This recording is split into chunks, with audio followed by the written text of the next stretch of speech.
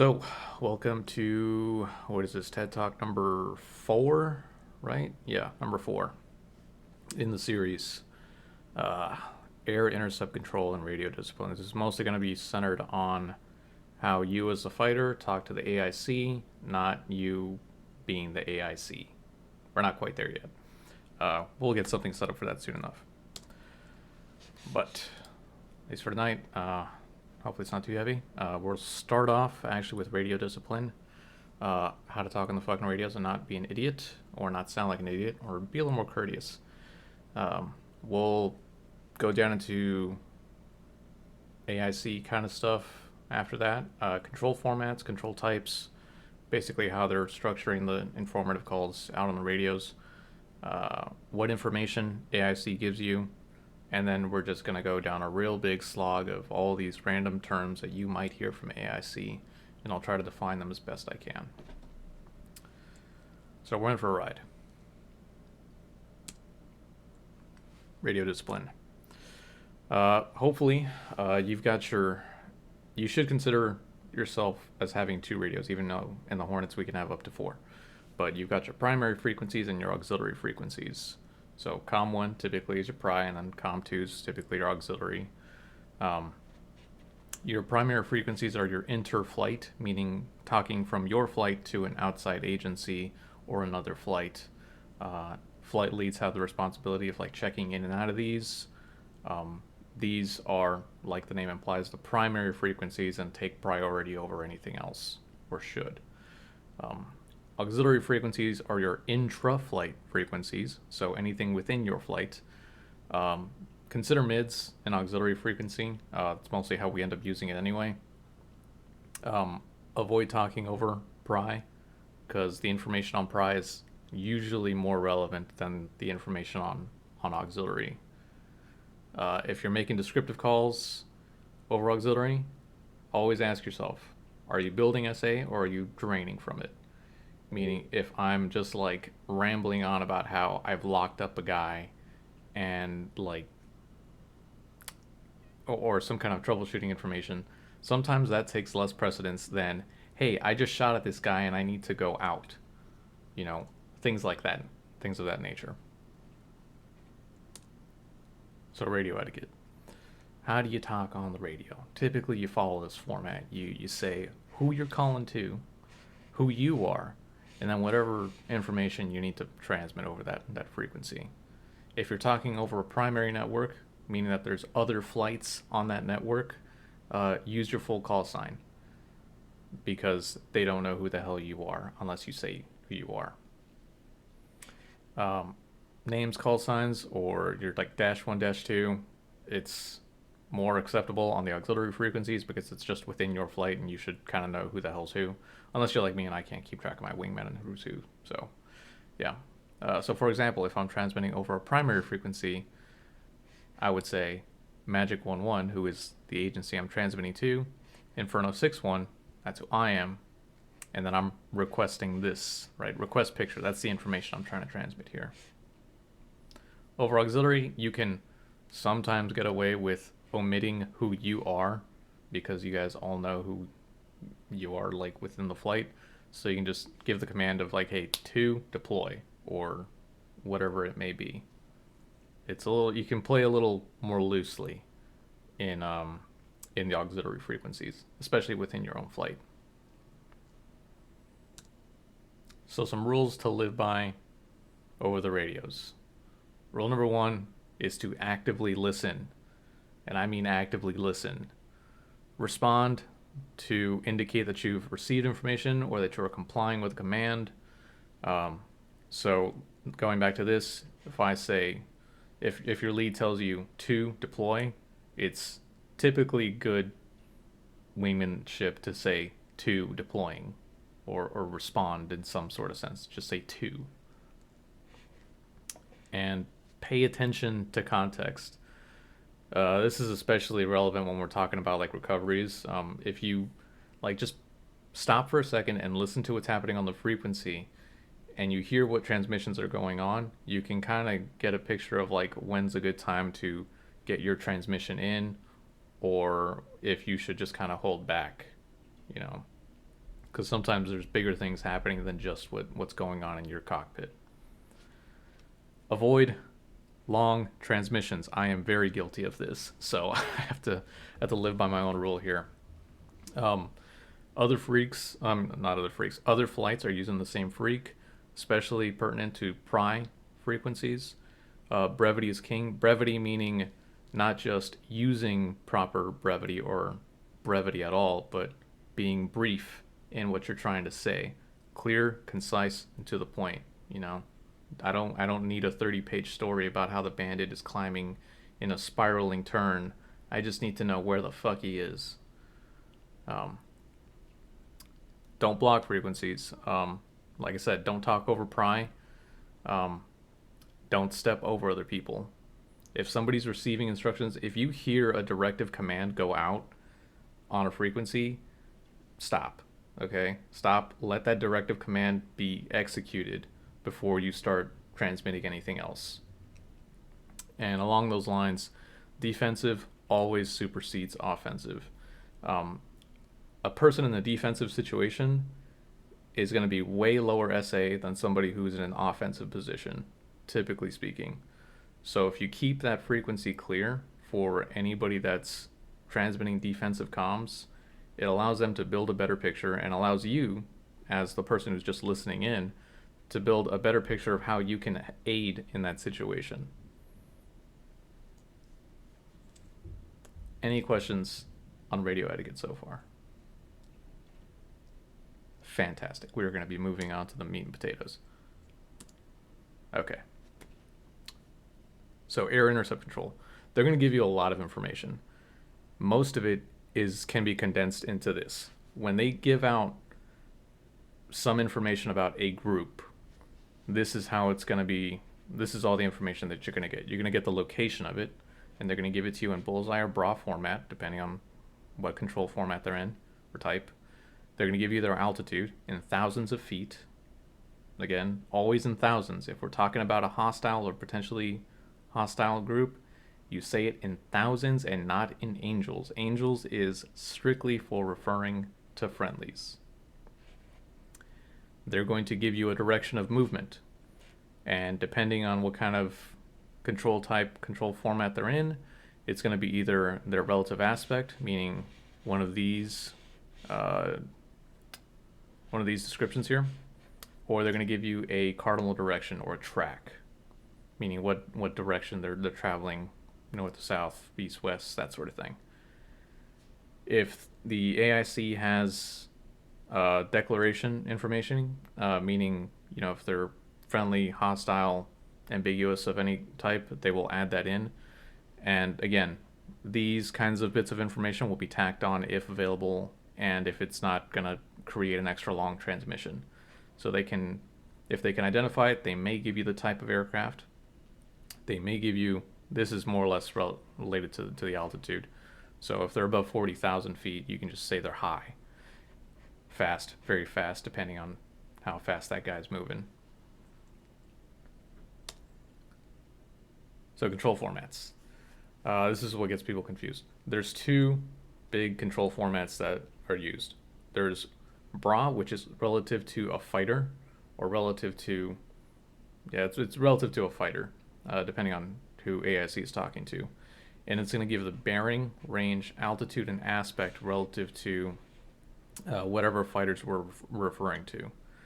So the reason that you can use this, the reason that this is nice to have as you as the receiving end, is that, oh, it's relative to me. I can very quickly gain a spatial picture of where this guy is relative to me. However, relative to you is not always helpful to everybody on the net, because you may be in a situation where you're part of a package that is 4 or 5 flights, and not all of them are in a position relative to, it's not relevant to them, you know, when AIC gives a BRA call, because they may be in completely different pieces of the sky. Bullseye kind of solves this problem because it's relative to a known fixed point. In this case, we're talking about Vegas. This is our bullseye. And it's going to give the same information: bearing, range, altitude, and their aspect or track. So you can sort of see how the format will change how the information, well, let me rephrase that. You can see how the information will change depending on what format is used on that frequency. Because the way that these guys are traveling relative to this bullseye is very different from the way they're traveling relative to these fighters here. So control types. Again, it's another way for AIC to kind of build a picture that's more relevant to the entire network than just relative to a single fighter.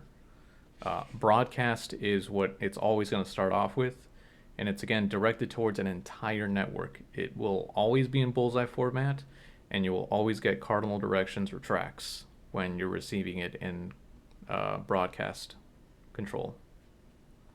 Tactical starts being directed towards a fighter. Now, it can start off in bullseye, and it can end up in bra. And it's the way you can differentiate it is if you start hearing bullseye, but you start also hearing these aspect callouts. That's when you know that the control has been shifted towards tactical away from broadcast. And these are changes that happen as the fighters progress through a timeline. These should be kind of markers for you to start thinking about, hey, if I start hearing, bullseye in tactical format, it means somebody's already engaged. And maybe if I'm trying to like step in on that network trying to get information, I should maybe just hold back because it doesn't take as much precedence as the guys that are already in a fight. So in a pre-commit stage, so meaning nobody's really doing anything, we're all in our cap stations, we're flying our route, AIC will typically start off in broadcast format, in broadcast control in bullseye format. Once a fighter commits, they're going to switch to tactical, meaning they're going to start giving aspect information relative to the fighters that committed, but still remain in bullseye so that it's still relevant to everybody else that's listening in on the network. Post MRM employment, meaning post weapons employment, the AIC will typically switch off to tactical and bra format because at that point the fight is concentrated around whoever is doing the shooting, and the snap decisions have to be made so that bra format becomes more relevant. And then past that, it's fair game. The fighters own the fight, and if you lost SA, it's AIC will help, but they're more or less there to monitor the situation more than anything. The fighters own the fight once it gets closer than 30 nautical miles. So we got some examples here of what that sounds like. So in broadcast and bullseye, so Wizard over here is transmitting AIC. Wizard 1-1, new picture, single group, bullseye 015 80 22,000, track south, hostile. So you've got a label already kind of picked up, and we're going to talk about labels. And you've got your bullseye coordinates, so 015 meaning the magnetic azimuth relative to bullseye. 80 is your range to bullseye, and then their altitude. It's giving you their track or the direction of travel, and then their declaration, if AIC's got it. As this fight would get closer, it would start transmitting again to a specific fighter or set of fighters. So Wizard's going to transmit out to Sol 5-1. Sol 5-1, Wizard 1-1, single group, bullseye 030 90 30,000, hot, hostile. That's when you can start differentiating between the two. It goes from a track with a cardinal direction to an aspect. And then your more familiar transmission of tactical bra, like, hey, Inferno 6-1, Wizard 1-1, single group. This honestly may be completely omitted. The label may be omitted at this point because this information takes precedence over anything else. So they may just transmit bra 180 30 15,000 flanking hostile. If anything, they may omit the aspect and the declaration, although they probably should include that. But once you're in this kind of situation where you need to transmit tactical information quickly, you can start omitting little bits and pieces. It doesn't have to be this regimented. The information that matters is this at that point. Yeah. So, before we go on, no questions, comments, concerns. Easy. You should probably fucking tear into me for saying dumb things. One quick question. Okay. I noticed earlier on with the beam, flank, and all that jazz, can cold can be used interchangeably with dragon? Or no? It means the same thing, yeah. Oh. I'm using specifically terms from P825, the Sinatra Pat pubs, so that's where that image comes from. That's why it says drag. If we're trying to standardize here, we probably should use the term drag, but you know, as we're going through changes, cold is completely acceptable. We know what you mean. Okay.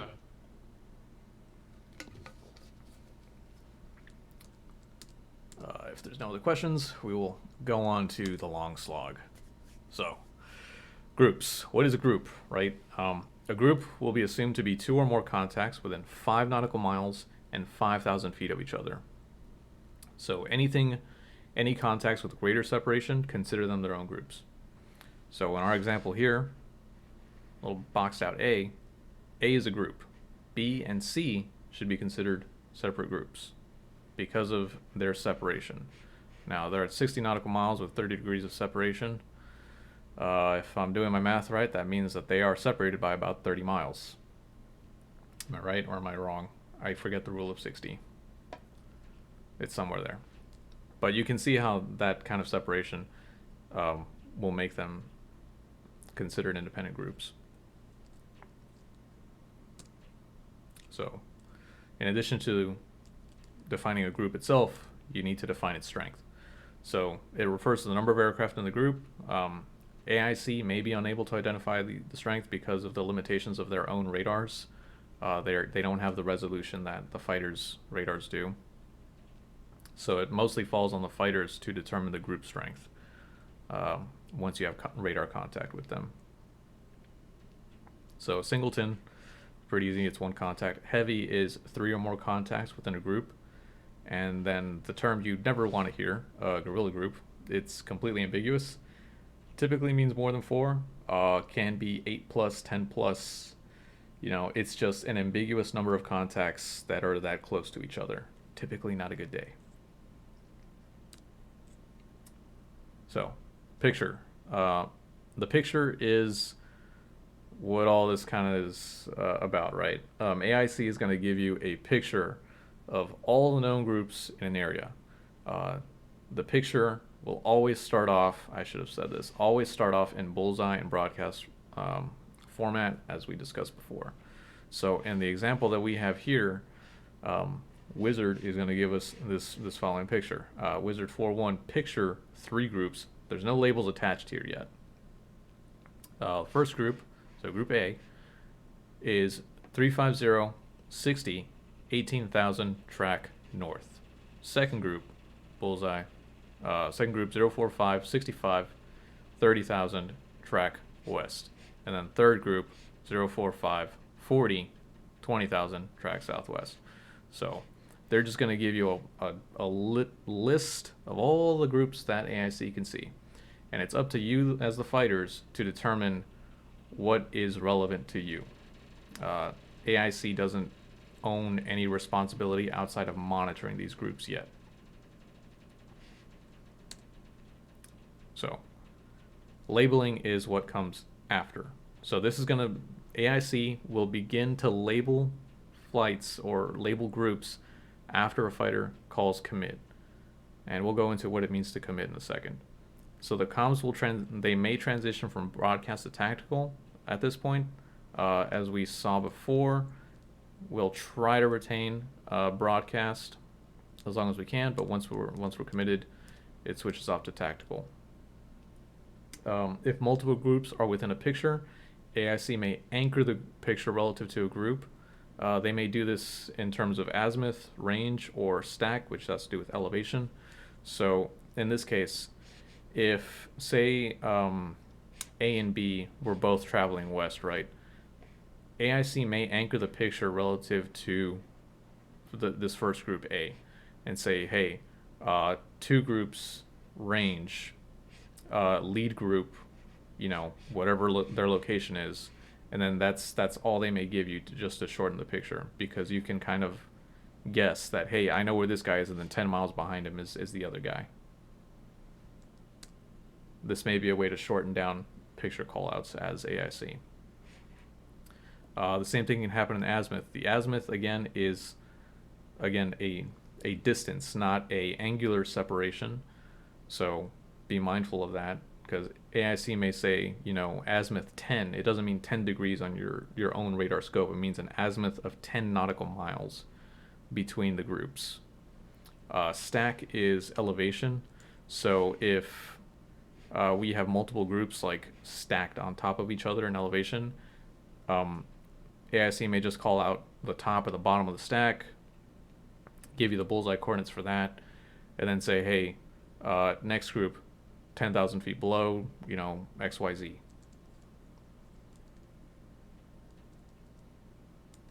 Any questions on these two? These are pretty fundamental to understanding the rest of how we talk to AIC and what AIC does.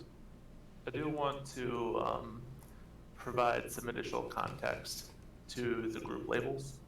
When you're talking about group labels that are based on range or azimuth, those are always relative to the controlled fighter's perspective. So for instance, if AIC calls out two groups separated in azimuth, then they're going to be appearing separated in azimuth on your radar B-scope. So it doesn't necessarily have any bearing on where the two groups are relative to each other in the direction they're flying. It's always you looking at them. Are they separated left to right, or are they separated front to back?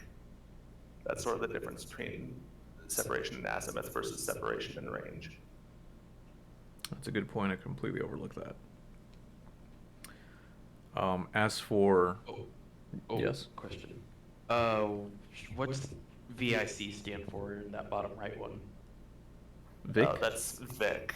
Yeah. I don't know why that's capitalized. Yeah, it's really it's weird. Just Vic. I'll send the Navy... okay, because it's in V. Yeah. I'll send the Navy a little fucking change request form to get that changed. Don't worry. Yeah, so these are some of the common, labels that you may see. Champagne, Vic, ladder. Ladder meaning that there's multiple groups in range that are just in a conga line. You might also see container, as the Air Force would say, or box. There's a lot of these. I have a link to a whole list of random picture names. They're not nearly as important as it is to know that you will label them typically with these cardinal directions or these relative aspects to each other. That's about the long and short of it. So we were talking about committing. I am pulling the definition straight out of P825 because it's better than anything I could pull out of my ass. So the first fighter action on the timeline is commit. When fighters commit, they are leaving their assigned cap or route to prosecute an intercept to a logical conclusion on a group that triggered the commit. So in this case that we see here, these two fighters here we're going to assume that they're in a cap station protecting this area that they've been assigned. The only group that triggered the commit is this one here that's boxed. So the only transmission you're going to put out to AIC at this point, let's say you got the picture, they're going to tell you where this group is, where that group is, where that group is. And you as the fighters have recognized, hey, this group met my commit criteria. You're just going to call out to AIC. Whatever your call sign is, Aries 4-1 commit, and that's all you have to say. That's gonna let AIC know that, hey, things are happening now. Switch to tactical format, and start labeling the picture. You should immediately follow that with one correlating the picture. Actually, these kind of go hand in hand. So you'll commit on the group that you'll call a commit when something triggers the commit criteria. We're not going to discuss what exactly commit criteria are because that's beyond the scope. But you'll correlate the picture. You'll attempt to gain some kind of sensor contact on the given picture, and you can utilize, bra bullseye from the cursor. So on the Hornet, it's really nice because you can get your bra information and your bullseye information just like right there. You'll also have it repeated on your radar page, like we talked about in lesson 2. So it's pretty easy to see that. It's harder to sort of see that when you're like guarding an AOR, especially if you don't have like waypoints to draw the box for you or whatever your boundaries are. But you can sort of use this mostly to give you exact coordinates of where something is. Spider cards are sort of like what's here. So we don't use them enough, but we really should. These are really helpful tools to help you get a common picture of where things are. This is why a bullseye is a known relative fixed point. So it's fixed in relation to the overall area that you're going to be operating in. And if you know that, then you can tell like, hey, if something gets within, 50 miles of my bullseye, then that triggered my commit criteria or whatever, then it's pretty easy to tell.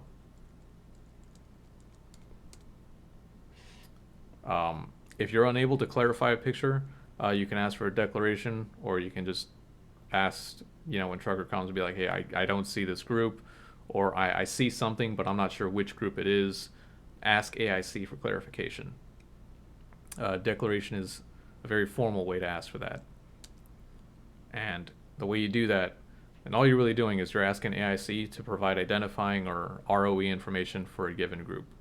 So in our example here, we got another friendly flight here. There's some hostile flight here that AIC is identified as hostile, and we're down here trying to ID or trying to get declaration between these two groups. So you're gonna pipe it over Pry because that's where AIC is.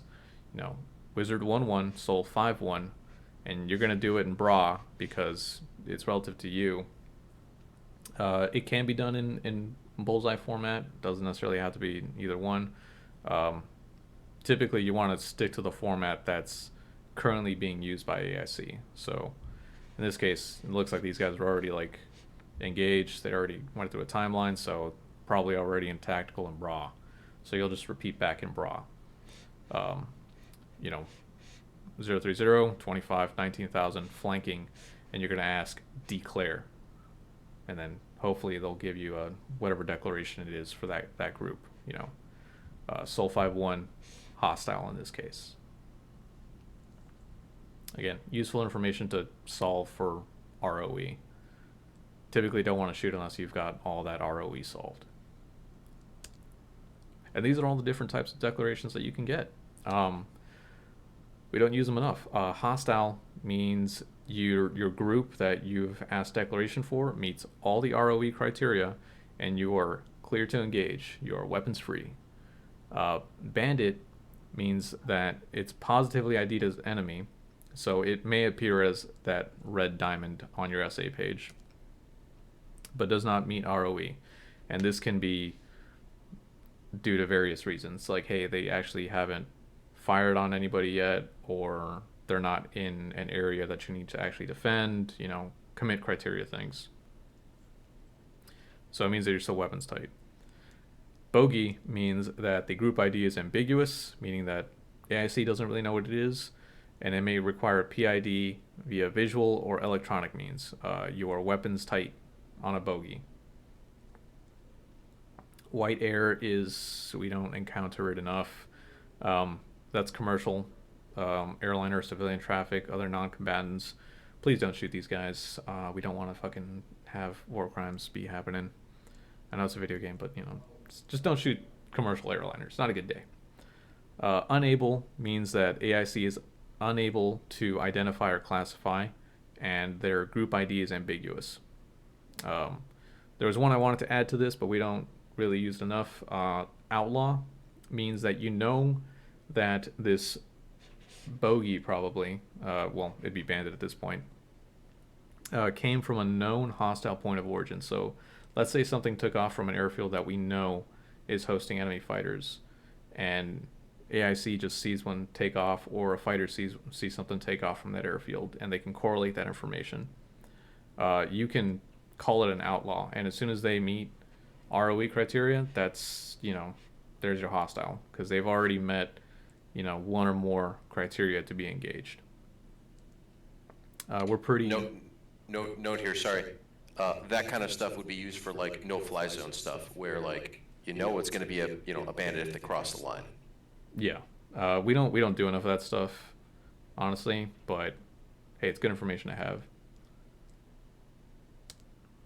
So, targeting. Once you've gotten all your information from before, you're going to give a targeting call to AIC. So it's another informative call, sort of meant as a pacing tool for both the flight leads and AIC to let them know that, hey, this group is going to be shot at pretty in short order. So once you've called a targeting on a group, you've assumed full responsibility for concluding that intercept on that group. In our example here, we've got 2 groups, but we're only targeting one. So that means that this west group may continue north away from us. They're not our concern. We haven't assumed responsibility for them. AIC owns responsibility for monitoring and possibly tasking somebody else to engage this group. Sundial over here has committed to the picture and is targeting this group, this east group. So again, pipe it up over Pry, Magic 1-1, Sundial 7-1, target east group, and they're going to give their bullseye coordinates and their altitude. You can tack on any additional information that you may need, but this is the bare minimum of what it should look like.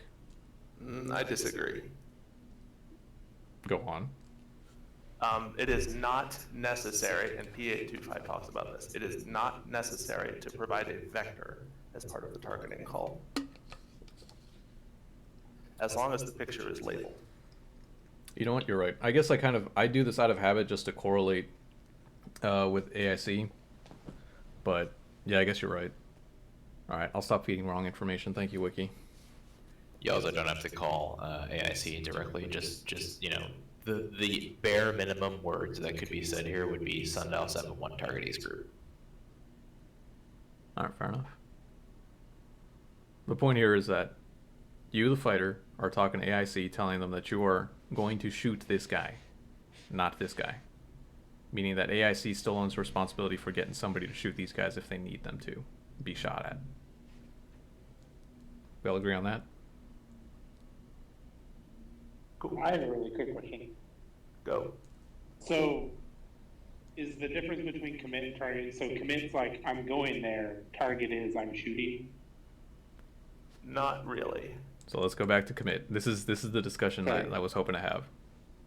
So commit is letting AIC know that, hey, somebody triggered your commit criteria. Something has caused you to divert yourself from your cap station or your route to engage something. You don't necessarily tell AIC what it is. You just let them know, hey, the picture has changed, and now we are going to have to start shooting people, potentially. Targeting is letting them know exactly, I am going to shoot this guy, or I am going to conclude an intercept with this group.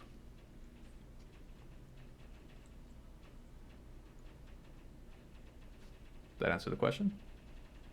Yeah, that makes sense. Okay. Cool. Maneuver and arms. This typically happens like after, well, it can happen at any point, but if in any way the picture starts to change after the commit, you'll start hearing things like maneuver and arm. It's an informative call to indicate that a group, or there are changes, can't talk. Informative call to indicate changes in the picture or within a group, also known as the inner group or the inner picture. term arms will be used to refer to the elements of a group post-maneuver. So in this case, we've got a pretty nice example. This group starts to split, so you start calling them, hey, North group maneuver azimuth. So, like Wiggy said, it's relative to you. They're maneuvering azimuth relative to you. North arm, whatever their information is, and the south arm is labeled. And then you still have a south group. So this originally was a single group, starts maneuvering, it becomes arms. Or if the picture starts to deteriorate even more, you can just start calling them by different groups at that point. But this call of maneuver is to, again, provide SA to both the fighters and AIC in some cases. If the fighters can see the maneuver first, they may inform AIC or within their own flight while they're engaging. Is to indicate that the picture is changing and that you should act accordingly. What those actions are, we'll get to in follow-on lessons. It's typically good practice to use cardinal direction to start labeling these guys, because again, it can be used by more than just your own flight in the engagement. And believe me, I know it's hard to start differentiating between north, south, east, west when you're maneuvering at 500 knots and 5 Gs. It gets rough. So merge, everybody's favorite. You typically don't want to hear this call unless you're the one who initiated it. It's an informative call from AIC. Typically AIC is going to give this call, and it's going to indicate that you are in the same resolution cell as something else. So in this case, this bandit has merged with this fighter here, and it's again typically used to indicate the transition from beyond visual range to within visual range. You will assume this merge range resolution to be 5 nautical miles. So AIC will say it over Pry, hey, Spartan 31, Overlord 1-1 merged. This can be completely omitted sometimes. You can just say, hey, who got merged?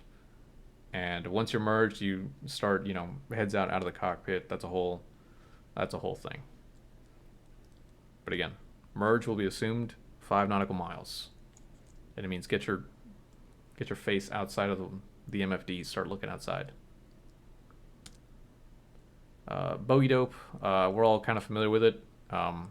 It's the most commonly used request, at least with the AIC. And all it is, it's a request from a fighter to get them vector information to the nearest threat.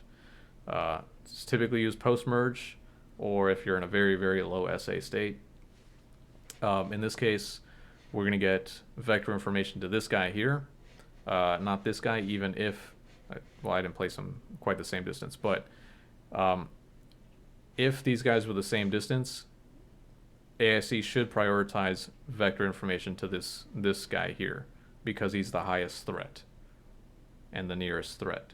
Anything that's got nose onto you is a higher threat than a guy who's got, nose cold away from you. And they'll give you all your additional information with that call once you request the Bogey Dope. Leading edge is it's more of a pacing tool, I would think, but it's also to help ease with targeting, especially if you're targeting multiple groups in a picture. And it's used to describe the frontmost groups in a picture post-labeling. So in this case, this south group and this east group would form the leading edge, and this north group would form the trailing edge. Again, this is typically used to indicate with the direction of travel. So if you were coming in from behind these guys, this would still be the leading edge of the formation here. Typically, we want to engage with our medium range missiles in a forward quarter shot because it gives us our longest possible range to engage. So you want to engage the leading edge first. I'm not sure, Wiki, I know you probably have more to say about this, so I will leave the floor to you. More to say about what specifically? I don't know. Sorry, I actually got a couple fill-in things for you here on this one. Okay. Go ahead. So just to give a little bit more context here, like what leading edge is all about, it's just a way to shorten the call. Because if you weren't using leading edge comm, you'd be using what's called traditional labels, which is what Flatline just talked about with lead group, east group, west group, like all that kind of stuff. So in a traditional labeling scheme, this picture would be probably, if we assume that we're on the south side of the box, it would probably be 3 groups, Champagne, Echelon, Northwest. And so what I just said there was Champagne, which means it's kind of the upside down V coming toward you, and it's Echelon Northwest, which means it's just kind of leaning toward the northwest. So that's kind of wordy, and everybody's like, wow, what the fuck does that even mean, right? So instead of saying, and then, I haven't even labeled them yet, so that's the general shape of the picture. So 3 groups, Champagne, Echelon, Northwest, and then I have to follow by saying, let's see here, West lead group, bullseye, whatever. East lead group, bullseye, whatever. Trail group, bullseye, whatever. So, I'm labeling all the groups. Or I could just say, picture 3 groups, leading edge, 2 groups, azimuth. Boom. Like, we don't care about the trail group because they're, presumably a little farther away, and we've got a little bit of time before we can deal with them. And everybody knows, like, oh, leading edge, 2 groups, azimuth. So there's just 2 groups right next to each other, and we can deal with that relatively easily. Rather than worrying about this super complicated big picture, we'll just truncate it to what are the groups that are closest to us. We'll call that the leading edge, and they're probably a simpler kind of shape coming at us. One other thing that I'll caveat is, like, typically enemy jets will be flying toward you, and so the leading edge, I've never really thought about this until Marauder just said it. The leading edge will be the edge of the enemy formation that is closest to you, and that is rarely going to be different than the front of the enemy formation. But if it ever gets weird like that, just trust AIC and listen to what they're saying. Well, thanks for that, Easy. What did we have left? Nope, that was it. Okay, well, that's a good way to close it off. Any other questions on the material before I close Can it I out? Soapbox about Bogey Dope real quick? Sure, you can. Sweet. Let me Can put you the go back slide to on that there for you. slide? Yeah, there you go. So this conversation I have with Flatline, and it's totally fair to teach it, and it's part of the AI cons and everything. But caveat, like, here's what Easy thinks is I never fucking hear this call because it's like I have completely lost essay. Tell me what to do, which AIC should be operating on kind of a contract of if you're in the shit like that, they're just going to tell you. They're not waiting on you to be like, Bogey Dope, save me. AIC should be kind of on the ball and be like, hey, dumbass, like, turn around, bra 180 for whatever, target this guy. B, if you're going to ask for anything, ask for a picture call, because that's going to give you bigger essay to everything going on around you. Because, if you say Bogey Dope, then AIC is going to be like, yeah, threat bra, 320 for 10. And you're not going to know about the other 3 groups that are coming in right after him. So that's my personal preference. But, if you guys want to say Bogey Dope, then more power to you. Here's the real question. Does the Navy use Bogey Dope at all? No. Okay, then that kind of settles it. We will never use Bogey Dope. It's been said. It's settled. Yeah, very much an Air Forceism. Anybody else? Questions? So what you're saying is that the Navy never really loses essay to that level? I mean, yes. Oh. Good answer. Wink. Longo, anything? I have a question, I think more for Easy. So, I had heard of Judy calls, and I don't know if that's an old old That's anachronism? hilarious. That's hilarious. Okay. I have never heard Judy used on the radio. I have heard Judy used like as a joke. Okay. For everybody else who's wondering what the hell's going on, Judy is sort of ghetto brevity for shut the fuck up. So like if you're thinking of that long ass radio transmission and you're just like, oh my god, get the fuck off the radio, Judy would be sent out, but like it's kind of a tweener whether or not it'll actually cut through the radio traffic anyway. I have not ever heard it actually used or taught. Probably because they were getting stepped on anyway. Yeah.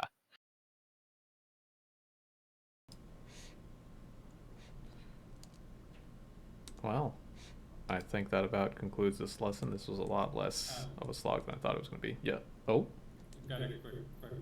So I think I asked about this in maybe the last training I was in, but in terms of like the ownership of the targets, so forgive me if I missed this part, but you commit to a picture, you may announce that you are targeting X group, and at that point you are saying I own this group versus AIC. But from what I remember before, it was like case by case, like mission to mission, whether or not GCI is telling you go attack these guys, or you are saying, hey, I'm going to go attack these guys. Can you clarify, like, is that still the case that needs to be briefed ahead of time, or does the question make sense? Yes. I will probably say some butcher this, but here's my go at it. So that has more to do with commit criteria than anything else, and I hope to get into that. But that commit criteria is going to again change mission by mission. So let's say I am, in charge of this.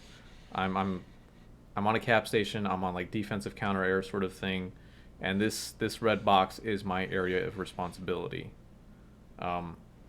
If I know exactly where that boundary is, and I have complete SA over what's inside that boundary, then I can call the commit the minute something meets that criteria, right? There are situations where AIC may have more SA than you, and you may just be like on a route, not part of, this AOR, and it's like, hey, these guys are getting overwhelmed. They may command you to commit in order to, save that picture.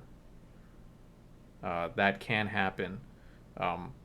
Typically, AIC, I would expect them to be like, hey, I recommend a commit to this group because they're about to meet your commit criteria, wink, wink. So that can happen. And then the fighters can respond, okay, commit, target XY group, and then the timeline proceeds as usual. It's a good answer, and the only thing I'll add, so it's a good question. You're touching on what's called commit authority, and a little bit about the targeting, which I'll get on in just a second.